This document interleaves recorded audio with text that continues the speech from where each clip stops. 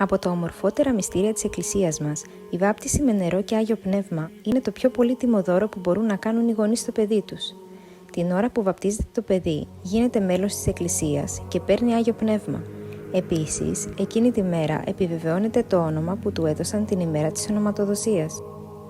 Βαπτίζουμε τα παιδιά μικρά σαν γονείς για τη σωτηρία της ψυχής τους και την ευλογία του Αγίου Πνεύματος, όπως όταν τους δίνουμε βιταμίνες για να προστατεύσουμε την υγεία τους χωρίς να τους ρωτήσουμε, τους κάνουμε και αυτό το δώρο της βάπτισης, το οποίο, μεγαλώνοντας το παιδί, έχει την επιλογή να το ανοίξει ή να το αφήσει κλειστό και τότε είναι εκείνο υπεύθυνο για τη σωτηρία της ψυχής του. Η κολυμβήθρα συμβολίζει τον τάφο του Χριστού, στον οποίο μπαίνουμε 3 φορές όπως έκατσε ο Χριστός 3 μέρες στον τάφο. Και τελικά η έξοδός μας από την κολυμβήθρα συμβολίζει την Ανάσταση του Κυρίου. Στη βάπτιση είμαστε γυμνοί γιατί βγάζουμε από πάνω μας κάθε πράγμα κοσμικό και ντυνόμαστε με τον Χριστό. Γι' αυτό λέει και ο ύμνος «Όσοι εις Χριστόν ευαπτίσθητε, Χριστόν ενεδίσαστε». Μετά φοράμε στο παιδί ρούχα λευκά και μόνο λευκά, γιατί συμβολίζουν την αγνότητα και την κάθαρση της ψυχής του χριστιανού.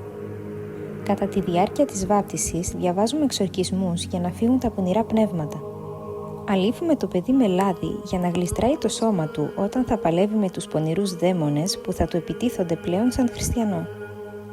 Κόβουμε τα μαλλιά του παιδιού και αυτό συμβολίζει πως ξεκόβει από την αμαρτία, και δεύτερος συμβολισμός είναι πως η Μαρία η Μαγδαληνή άπλωσε τα μαλλιά της για να περάσει ο Χριστός όταν ήρθε στη Ιερουσαλήμ την Κυριακή των Βαΐων.